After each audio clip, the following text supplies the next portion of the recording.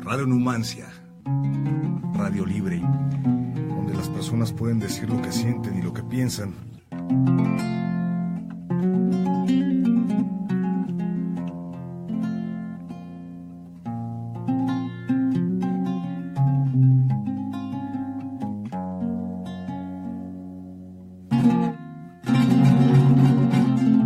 Muy buenas tardes, bienvenidos a su programa Café Filosófico, en una edición más. Esta ocasión vamos a tratar el problema de la filosofía como forma de vida. Esta es quizá una de mis preocupaciones fundamentales y quisiera explicarla un poco someramente. En este programa voy a tratar de encontrar la raíz de la filosofía como forma de vida y cómo puede utilizarse como una especie de alternativa frente a los otros modos cotidianos o los modos estilados de hacer filosofía. Además, pretendo introducirla como el origen mismo de la filosofía antigua inspirada por Sócrates, y hablaremos un poquito de él. Pero me interesa también rescatarla como una posibilidad práctica de la vida cotidiana. Bueno, pues antes que nada quisiera hacer referencia voy a hacer referencia en este y en los programas venideros a la filosofía como ejercicio. Decidí excluir otros conceptos análogos, por ejemplo, como el de filosofía aplicada, y es que me parece que el concepto de aplicación es lo suficientemente vasto como para que pueda entrar en otras esferas. Los filósofos se aplican a problemas teóricos. Esto no quiere decir que la filosofía como forma de vida sea la única manera de aplicar la filosofía. Al contrario, me parece que es una disciplina bastante diversa, cuya esencia es difícil de apresar, cuya actividad primigenia o primordial es difícil de apresar.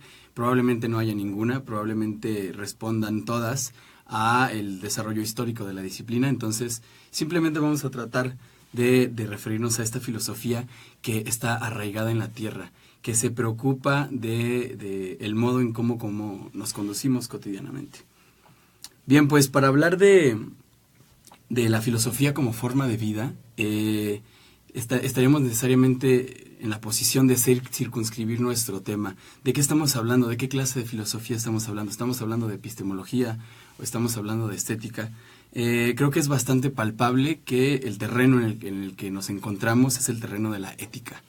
Sin embargo, me parece que es una noción bastante difusa y que suele confundirse con otra que también tenemos muy a la mano, que es la idea de la moral. Nosotros no distinguimos en ocasiones entre la diferencia entre esos dos términos, ¿no?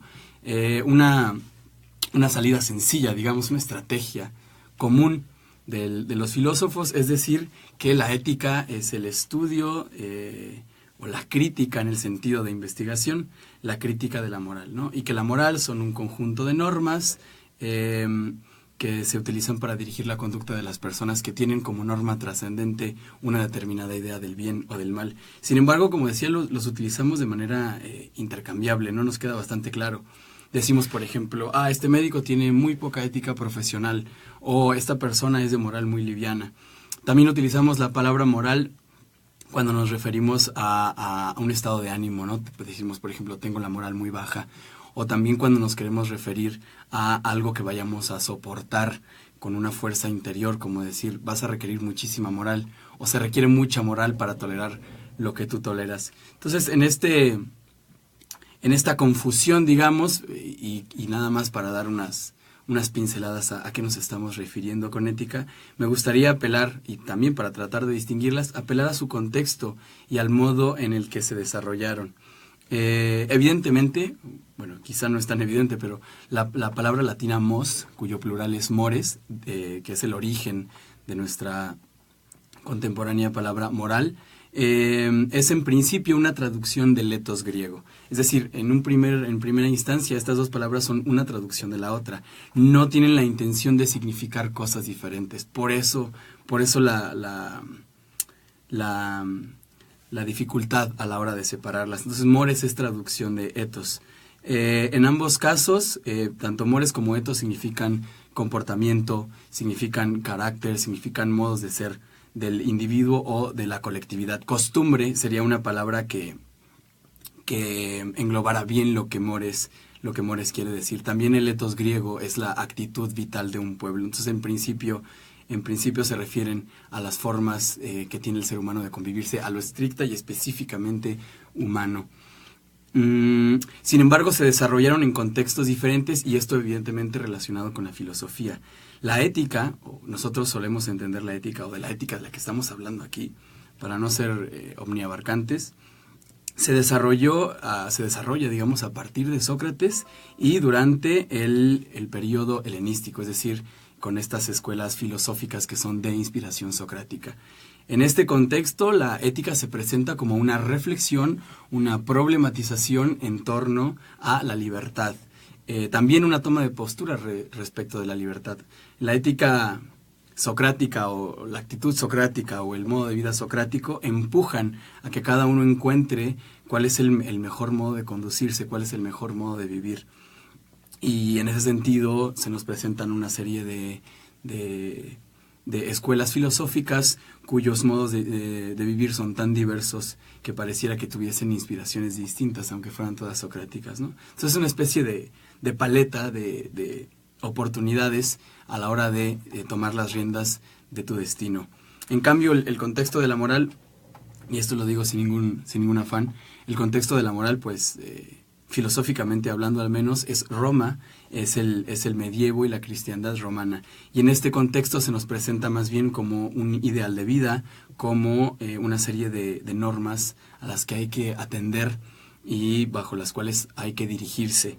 Entonces ya se ven un poco las diferencias, ¿no? Sin embargo, cuando hablemos nosotros de ética o de moral, nos vamos a referir siempre, porque lo usaremos indistintamente, nos vamos a referir siempre a esa esfera específicamente humana, esfera en la que está en juego la libertad, en la esfera en la que tú puedes tomar decisiones, decidir si haces el bien o haces el mal respecto de lo que tú piensas que es el bien o el mal, y también es la esfera en la que tú te relacionas tanto contigo mismo como con la naturaleza y como con los otros.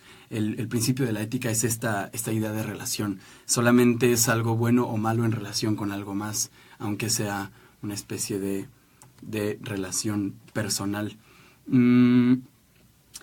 La ética, la palabra ethos, este vocablo griego, es muchísimo más antiguo que su actividad, que la actividad filosófica que pretendemos mostrar aquí. Sin embargo, me parece que hay un consenso entre los historiadores de la filosofía, incluso entre las fuentes antiguas, en datar el origen de la ética en el mismo tiempo en el que Sócrates ejercía su actividad. Es decir, Sócrates se nos presenta desde antaño como el gran problematizador de la ética, el que centró su reflexión en los problemas éticos o morales del hombre, respecto de sus antecesores. Un comentarista antiguo, que es Marco Tulio Cicerón, una fuente bastante fiable por lo mismo, por su antigüedad, dice que Sócrates bajó la filosofía de los cielos a la tierra y la instaló en las moradas de los hombres. Esta imagen nos puede servir muy bien para tratar de ubicar el origen histórico de esta problematización en torno a la libertad. Sócrates, además de muchísimas otras cosas que representa, es un parteaguas en la historia de la filosofía antigua. Sócrates representa un antes y un después en la historia de la filosofía antigua, tanto así que la grandísima vastedad de filósofos que lo anteceden han sido tildados como presocráticos, como anteriores a Sócrates. Esta distinción puede llegar a ser muy injusta, incluso si se piensa como si se toma en su estricto rigor, y tiene dos significaciones. La primera, evidentemente, es la cronología. Se les llama presocráticos a los filósofos que nacieron antes que Sócrates y que ejercieron su actividad antes que lo hiciera el maestro Sócrates. En este sentido, todos deberían de ser más viejos o más longevos que Sócrates y morir antes que él, pero no es el caso de uno de ellos, bastante poco conocido, el segundo filósofo atomista, Demócrito. Demócrito era contemporáneo de Sócrates y aún así la historiografía lo sigue tomando como presocrático, y esto es por el segundo motivo por el cual se les dice presocráticos a estos filósofos, y es por el tema. hay un antes y un después de Sócrates, porque estos filósofos, que también hay que hacer un paréntesis aquí, la primera vez que se define la palabra filosofía en la historia de la humanidad es en el siglo V. La definición la da Platón en el Banquete. La da, por decirlo de alguna forma, porque pone a Sócrates a hablar y Sócrates recuerda el discurso de una sacerdotisa de nombre Diotima que le dice: los que filosofan son los que están en un estado de metaxí, es decir, los que están entre los dioses y los hombres. Los que filosofan no son los sabios, ni son los ignorantes, ¿no? No son los dioses que lo conocen todo, ni los animales que todo lo ignoran. Son los que están en medio de la animalidad y la divinidad. Es decir, son los que por un lado tienen sostenida su animalidad con una mano y con la otra están aspirando a trascender esa barrera y tratar de ser como los dioses. Este puente es lo que representaría la filosofía. Y en ese sentido se puede hablar, sí, de filósofos presocráticos, pero hay discusiones más amplias que incluso dudarían de llamar a estos pensadores anteriores a Sócrates como filósofos, justamente por aquello que les preocupaba primordialmente. Entonces, el segundo criterio para distinguir entre presocráticos y postsocráticos, o escuelas socráticas, o el mismísimo Sócrates, es el tema. A los presocráticos les interesaba sobre todo estudiar la naturaleza, la physis. Physis y naturaleza también son dos conceptos de difícil dilucidación, o es difícil separarlos. Sin embargo, la physis se refiere a todo aquello que crece y la forma en que crece y al mismo desarrollo de lo que crece. Es decir, es a lo que nosotros llamamos lo natural, pero no en el sentido tan reducido a la naturaleza, a los arbolitos, sino la naturaleza de cada cosa, ¿no? Es natural que los hombres sean racionales, por ejemplo. A esto apuntaría y sería más abarcante en este sentido el término de physis. Bueno, pues los filósofos se preocupaban por la naturaleza, por la physis, y estaban tratando de encontrar un principio de explicación racional del mundo y del origen del mundo. Es decir, a esto lo llamaban arjé, ¿no? Los presocráticos estaban tratando de encontrar la respuesta a la pregunta: ¿por qué estamos aquí? ¿Cuál es nuestro lugar en el universo? ¿Cómo es que funciona el mundo? ¿Y qué tenemos que ver nosotros con él? Una observación que hace Michel Onfray, un filósofo bastante polémico, es que quizás Sócrates carecía de esto, de una visión de totalidad.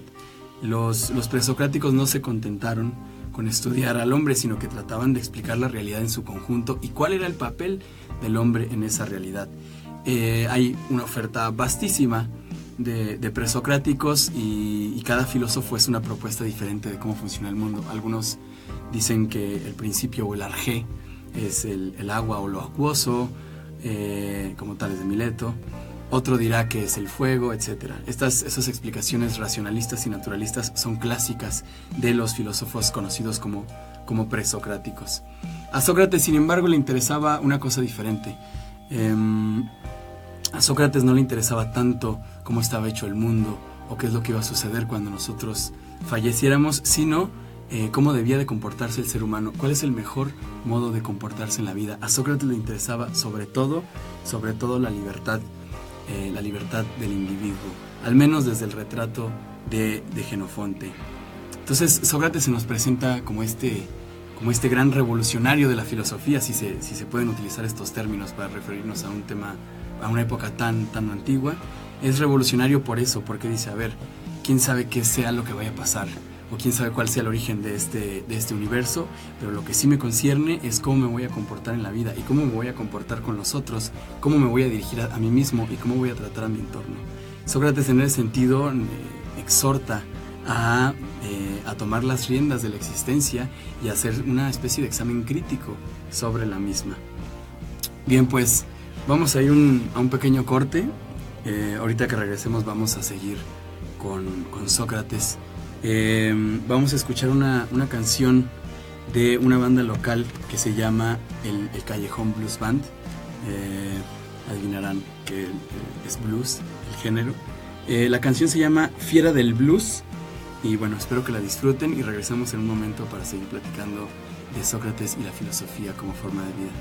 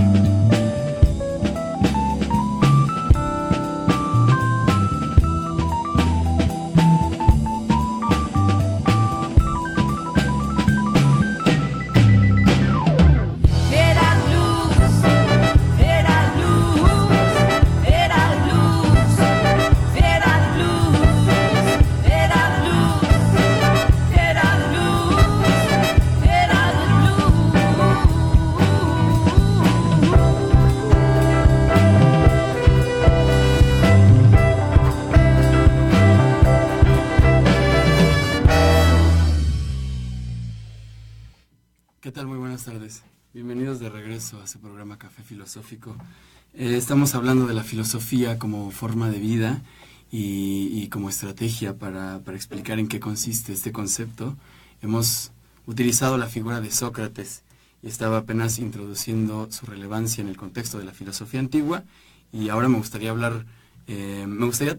tratar de dibujar a Sócrates, ¿no? Me gustaría tratar de hacer una imagen que diera cuenta clara de este concepto de la filosofía como forma de vida y por qué es Sócrates el gran fundador de esta idea.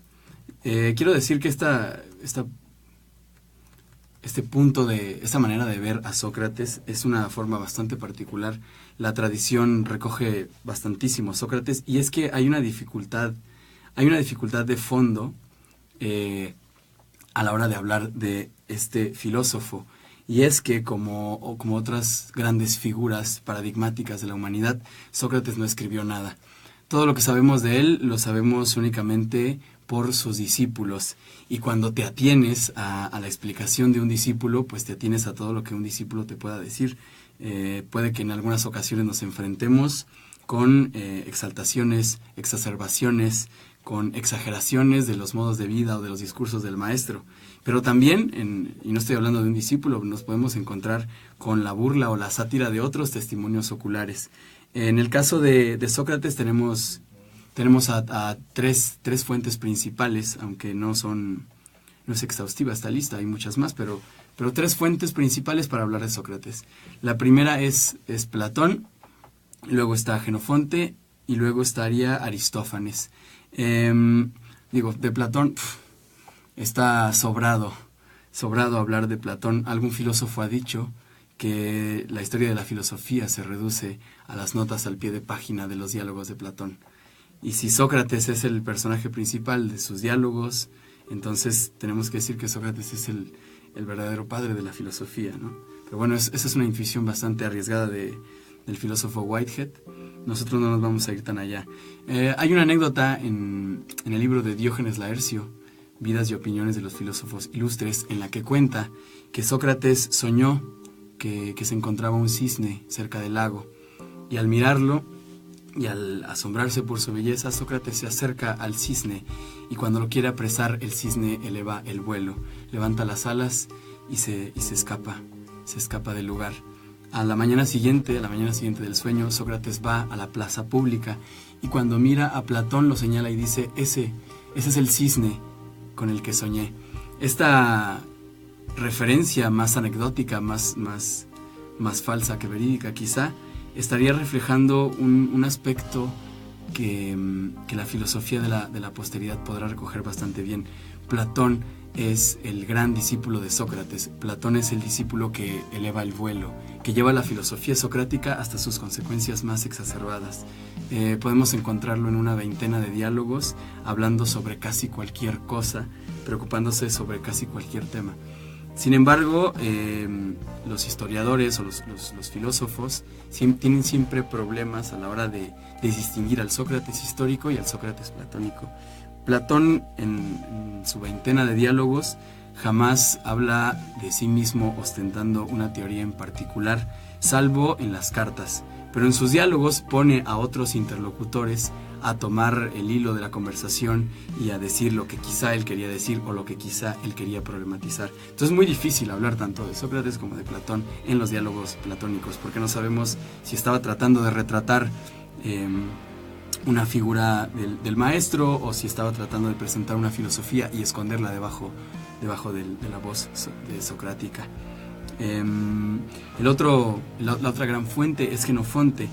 Sin embargo, con Jenofonte también tenemos problemas. Muchos de los diálogos los escribió de segunda o tercera mano, es decir, no era un testigo ocular directo de muchos de los hechos que relata, y suele retratar a un Sócrates más simple. El Sócrates de Platón es muy complejo, es un problematizador, está muy entusiasmado por los grandes conceptos. El Sócrates de Jenofonte está desembarazado de todo concepto, se preocupa esencialmente por la vida. Podemos decir que es un Sócrates visto desde la perspectiva cínica, o es un Sócrates profundamente arraigado en la ética. No sabemos realmente, y es imposible decir dónde empieza Sócrates también en Jenofonte y dónde termina la idea de este historiador. La otra de las fuentes, pues bueno, está aún más complicada porque es un comediógrafo, es un comediógrafo antiguo de nombre... ese fue el nombre del comediógrafo antiguo. Bueno, este comediógrafo presenta a un Sócrates ridiculizado como un Aristófanes es el nombre de este comediógrafo. En su obra Las nubes presenta a un Sócrates que prácticamente es una especie de charlatán, un pensador cuyas ideas no van a parar a ninguna parte. Es un tipo que se está columpiando en un lugar en el que él llama el pensadero y está tratando de dilucidar problemas que no tienen ningún fundamento claro, como por ejemplo por qué los mosquitos silban. Y bueno, la explicación es que les entra el aire por la boca y les sale por la parte trasera, y esa es la causa del zumbido del mosquito. Entonces, pareciera como si ese Sócrates caricaturizado, ridiculizado por Aristófanes, pues también nos presenta un panorama difícil, porque la parodia, la comedia, tendría que estar referida a hechos reales. Entonces, es particularmente difícil hablar de Sócrates. Lo que dice Jäger es que esta anfibología, esta multiplicidad o carácter multifacético de Sócrates estaría en el fondo de su propia personalidad y daría lugar a tantísimas escuelas filosóficas distintas e inspiraría tantísimas maneras de convertirse en su seguidor. Entonces, hay una cosa que sí tenemos por cierta de Sócrates. Bueno, dos. La primera es que fue asesinado en un juicio cuyo relato lo encontramos en la Apología, y también sabemos que era un tipo bastante feo. Sócrates era muy feo. Era tan feo que el fisionomista Zopiro, quien aseguraba que era capaz de adivinar la naturaleza de cada uno a partir de su aspecto físico, le dijo a Sócrates que era un verdadero monstruo y que debía reunir los peores vicios. El propio Sócrates lo consoló diciendo que los defectos eran innatos, pero que él los había erradicado con la razón. Y es que en la Grecia clásica se pensaba que la belleza exterior tenía su equivalente en la belleza interior, y cuando lo miró así como estaba, dijo: es tan feo, Sócrates, que debes reunir adentro de ti los peores vicios. Esto es interesante, porque según la historia, Sócrates era bastante feo. Tenía los ojos saltones, la nariz hinchada, y tenía los labios leporinos, presumiblemente. Sin embargo, por lo mismo, va a ser el gran transvalorador del cuerpo, digamos. Va a empezar a modificar lo valioso como lo de adentro y quitarle peso a las valoraciones que hacemos del exterior. Para hablar de Sócrates, para tratar de hacer este retrato, podemos decir que se le ha comparado con Jesús. Y es que ambos tuvieron una inmensa influencia histórica, aun cuando ejercieron su actividad en un espacio y en un tiempo minúsculos y con un número muy reducido de discípulos. Son los grandes portavoces de la cultura occidental, son los grandes padres de nuestras modernas formas de pensar y de actuar en el mundo.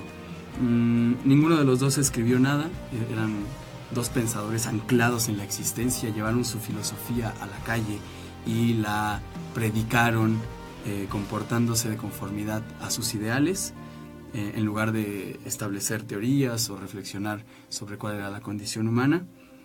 Sin embargo, tenemos sobre ellos testimonios oculares, como ya les platicaba.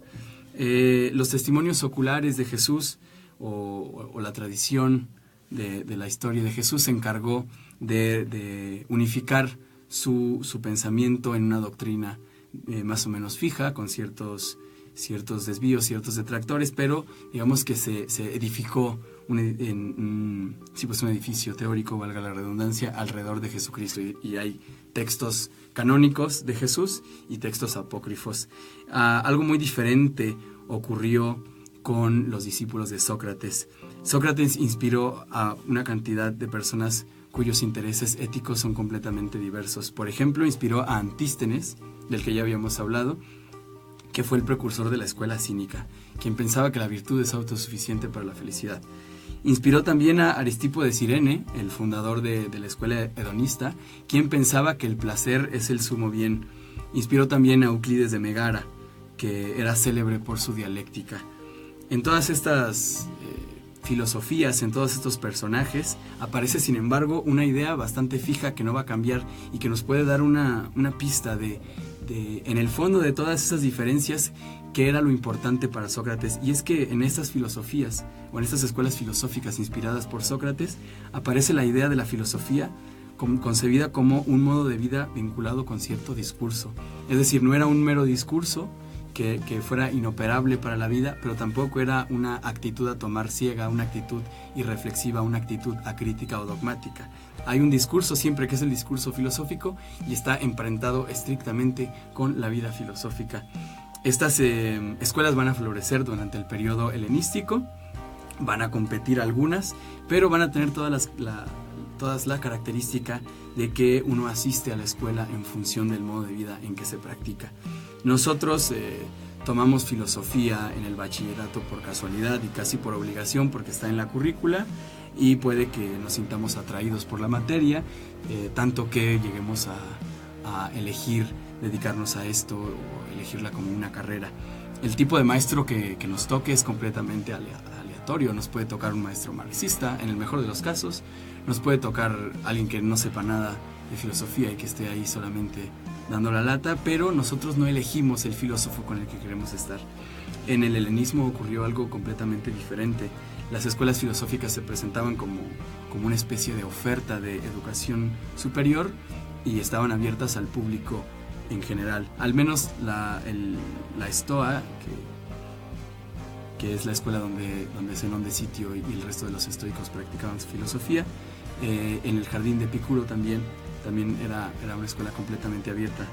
Pero en todas ellas, los filósofos eran el exemplum, o el paradigma de modo de vida que referían sus filosofías, y uno la elegía en relación a cómo vivían. Decíamos, por ejemplo, mira, estos hedonistas se la pasan muy bien, están cultivando el placer, están tratando de vivir de manera más tranquila, quiero vivir de conformidad a cómo ellos viven, voy a entrar en su escuela filosófica y voy a adquirir ciertos hábitos.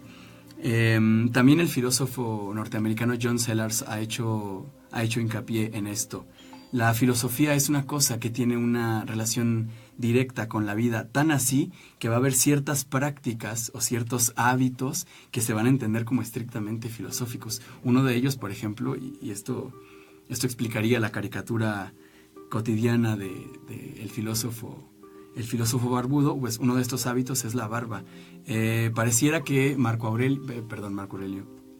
Alejandro el Magno introduciría en la cultura griega la idea de rasurarse la barba, según Sellars, ¿no? La barba de filósofo no es característica de los filósofos griegos, sino de todos los griegos, porque era natural dejarse crecer los pelos de la cara, ¿no? Entonces Alejandro el Magno se empieza a rasurar y lo pone como una especie de hábito común, como una especie de moda, pero los filósofos empiezan a tomar cartas en el asunto, y aunque parezca ridícula esta comparación, pero tanto como la barba, había otros hábitos que adquirían los filósofos que eran representaciones o expresiones claras de que la filosofía es, en un sentido profundo, una manera de vivir. Los cínicos, por ejemplo, hacían un voto de pobreza para considerarse verdaderamente cínicos y se quedaban con unas pocas cosas. Y hay muchos ejemplos en la historia de la filosofía helenística que demuestran esto. La filosofía es, ante todo, una manera de vivir. Bien, seguimos tratando de retratar a Sócrates a través de los testimonios.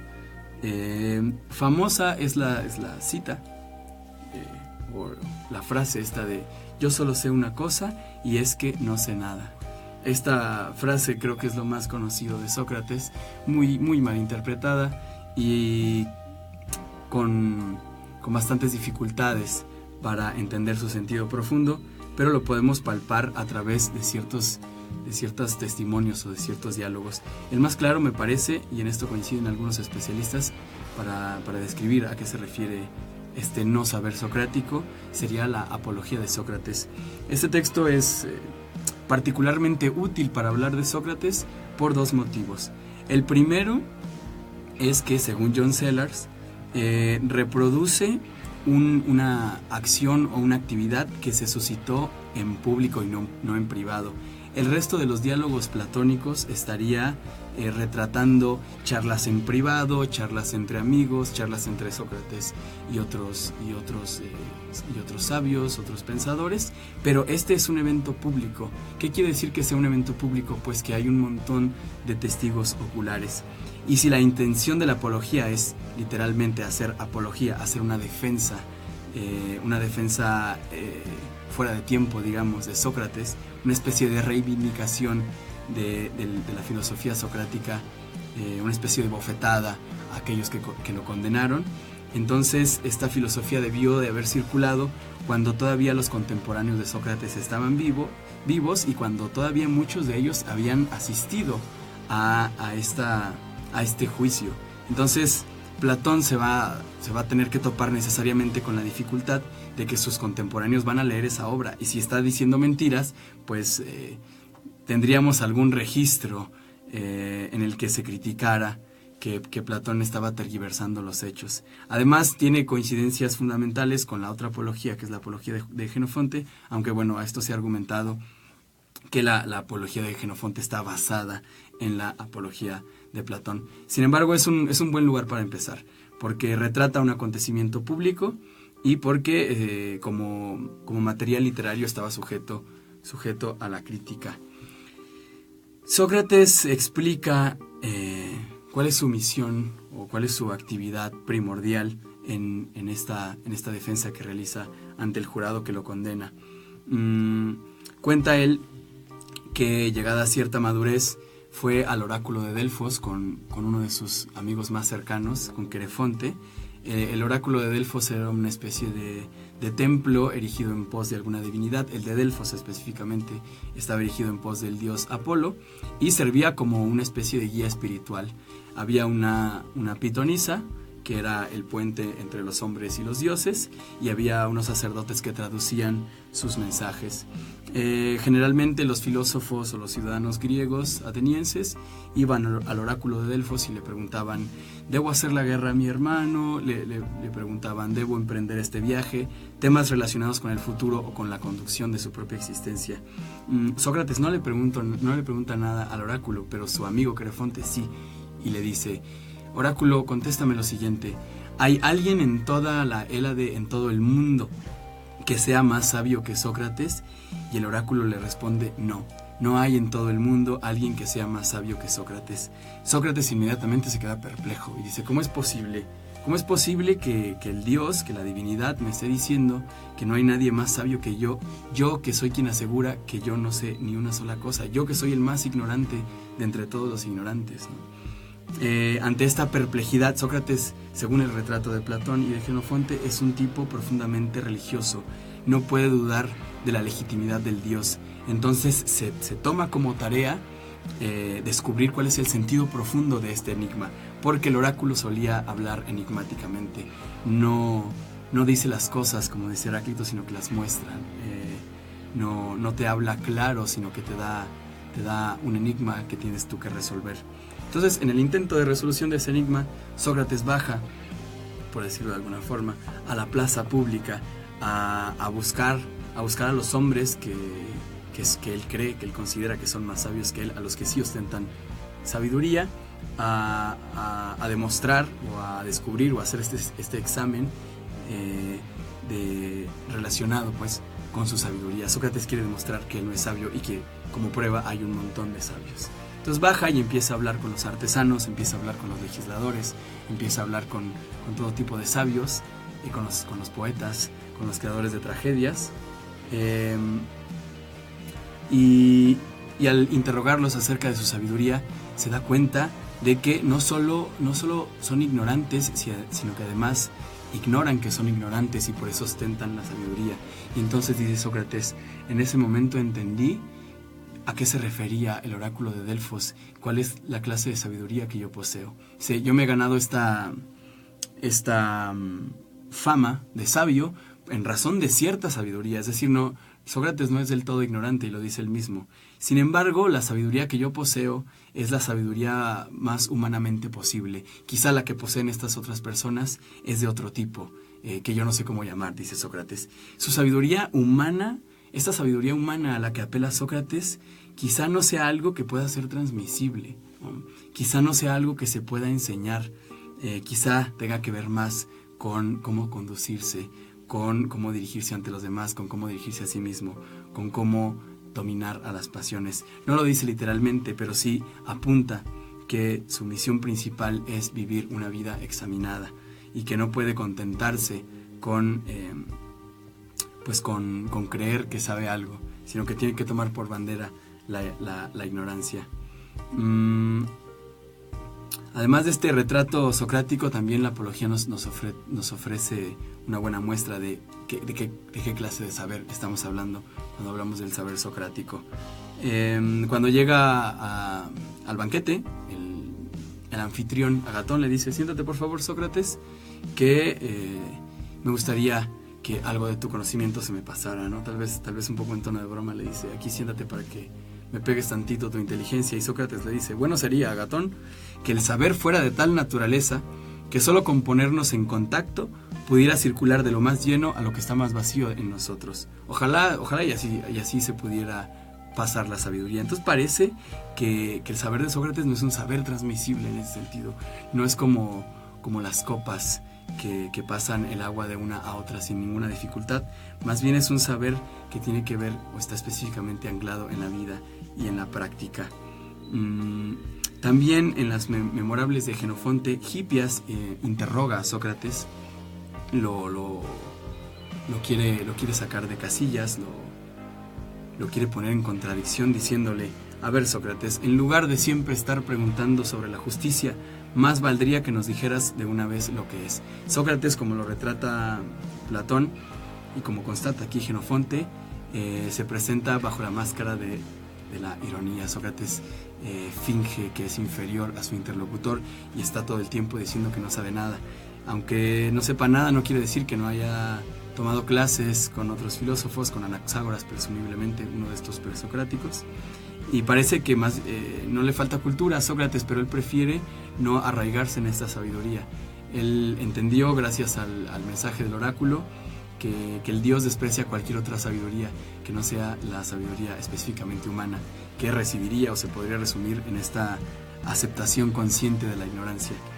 Entonces, Sócrates siempre está preguntando qué es la justicia, qué es el amor, ¿no? Está siempre interesado por los conceptos abstractos, pero según la interpretación de Pierre Hadot, lo que está en juego en el diálogo socrático no es el concepto, no es la búsqueda de la verdad o de la naturaleza del concepto, sino la actitud estrictamente socrática sería interrogar al interlocutor, ponerlo en tela de juicio.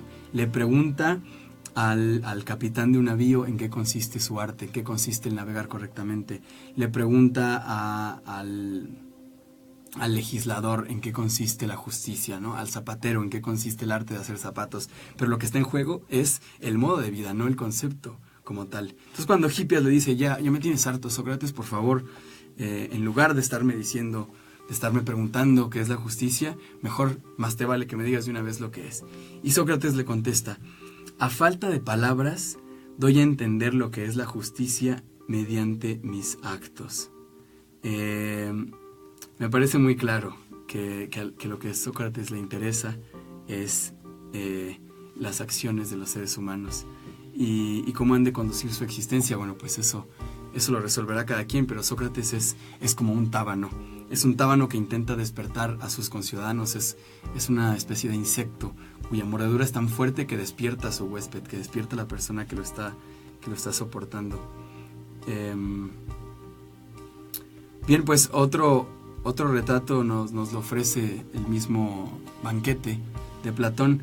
En él se nos muestra a un Sócrates que es capaz de aguantar todas las inclemencias del tiempo, es capaz de aguantar la intemperie, es capaz de aguantar el frío, es capaz de aguantar el hambre. En el banquete bebe como ningún otro de los comensales, bebe muchísimo y es el último que queda en pie, y al finalizar el banquete se lava un poco la cara, hace unas abluciones a la divinidad, se retira tranquilamente y continúa con sus actividades cotidianas. Es un tipo que aguanta no solo eso, sino que puede estar un día completo en profunda meditación. Se nos muestra a un Sócrates, y esto es un concepto fundamental en Jenofonte, cuya principal preocupación es hacerse dueño de sí mismo. Se nos presenta a un Sócrates cuyo valor fundamental es la encratella, o dominio moral de sí mismo, firmeza y moderación. La encratella socrática, dominarse a uno mismo, equivale a emancipar la razón de la tiranía de la naturaleza animal, del hombre, por supuesto, y estabilizar el imperio legal del espíritu sobre los instintos. Es querer ser la versión más racional de ti. Buscar la encratella como una actividad es querer que tu racionalidad dirija tus pensamientos, tus actos, tus juicios y tus decisiones. Emparejarte con la visión más divina, que vive dentro de ti. En última instancia, Sócrates se nos presenta, y esto es otro retrato, pero esta vez de Jäger. Sócrates se nos presenta como una especie de médico, pero no es un médico del cuerpo, sino un médico del alma. Los principales lugares de recreación en Atenas del siglo V son los gimnasios, y no va a ser casualidad que las primeras escuelas filosóficas tengan nombres de gimnasios, porque estos lugares van a ser los centros por antonomasia, los centros de reunión. Los jóvenes atenienses ejercitan en estos gimnasios, ejercitan el cuerpo, y en los tiempos de ocio se dan a la conversación. Pues es el trajín afanoso de estos gimnasios, es el lugar perfecto para que Sócrates empiece a interrogar a la gente, y esta imagen me parece muy atinada, porque pareciera como si el diálogo socrático es el equivalente a lo que hace el entrenador con el gimnasta antes de que salga a la lucha. Es decir, Sócrates examina a sus interlocutores como el entrenador examina a sus guerreros.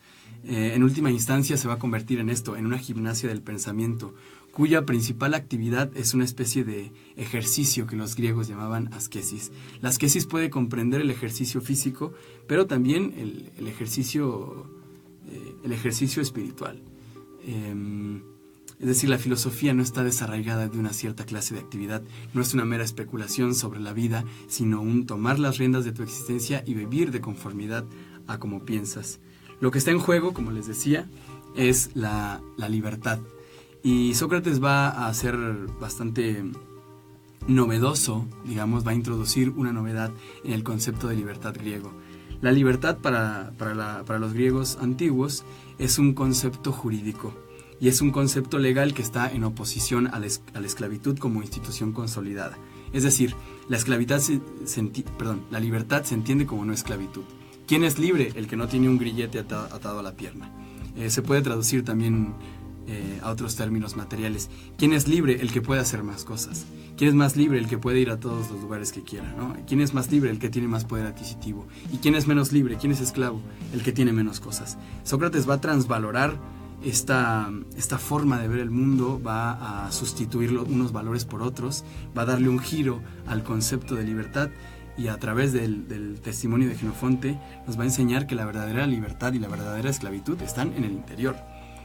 Un rey, un ciudadano libre pueden ser específicamente o especialmente esclavos de sus pasiones. Alguien como Alejandro el Magno, que podría decirse que es el hombre más libre del mundo porque lo tenía todo bajo sus pies, era sin embargo esclavo de la pasión de conquistar el mundo. Entonces la libertad en Sócrates tiene que ver más con hacerse dueño de uno mismo, no con tener la capacidad de satisfacer todas tus necesidades de forma inmediata, sino más bien con poder decidir cuándo, cómo y dónde hacerlo, cuándo hacerte dueño de ti mismo, cuándo abstenerte de una cosa, cuándo sí satisfacerte con otra. Es tomar las riendas de tu existencia.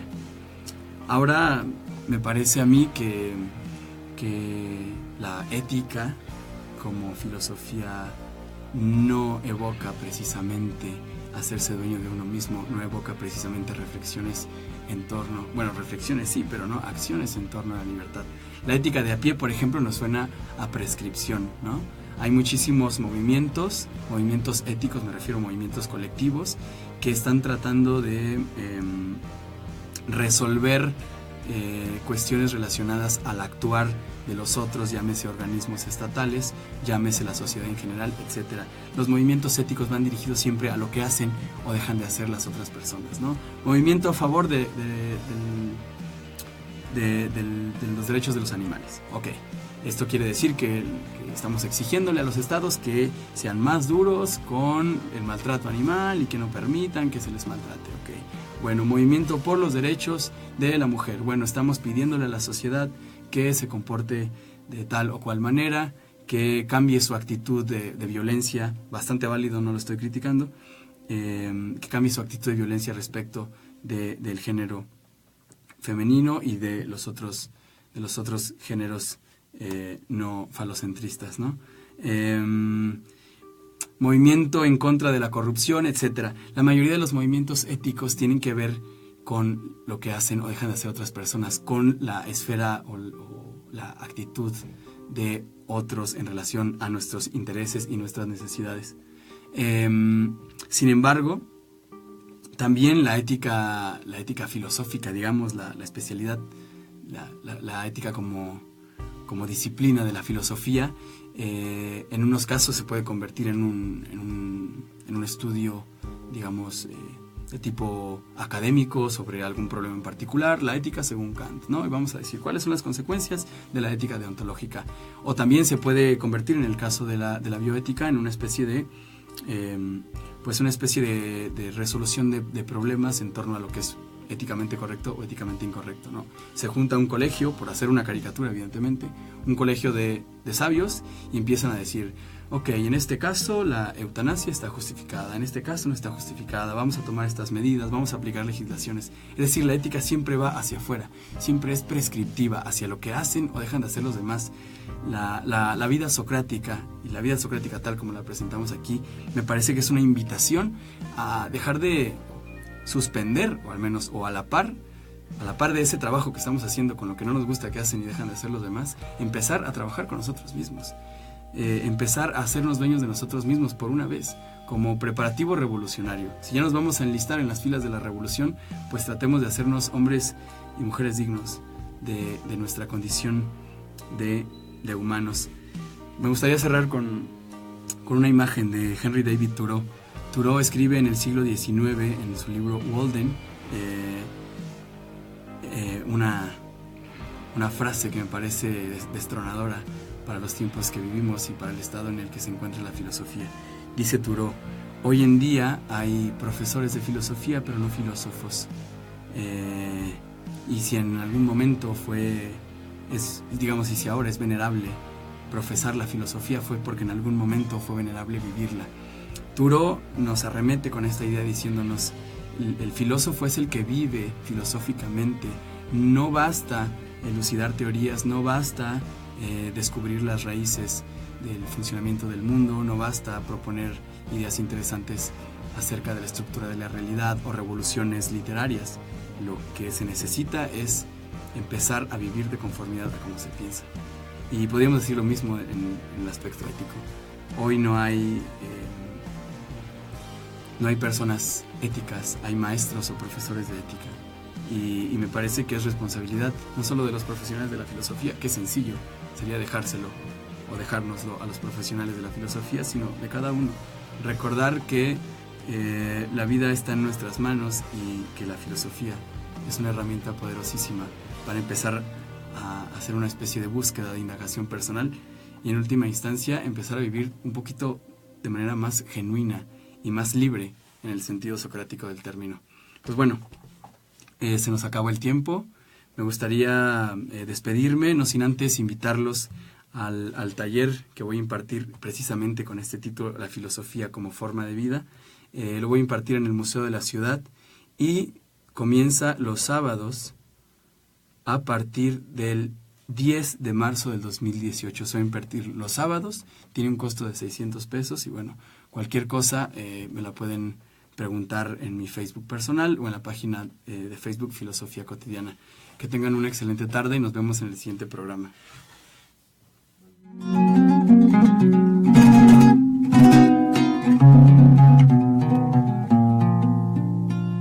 Radio Numancia, Radio Libre, donde las personas pueden decir lo que sienten y lo que piensan.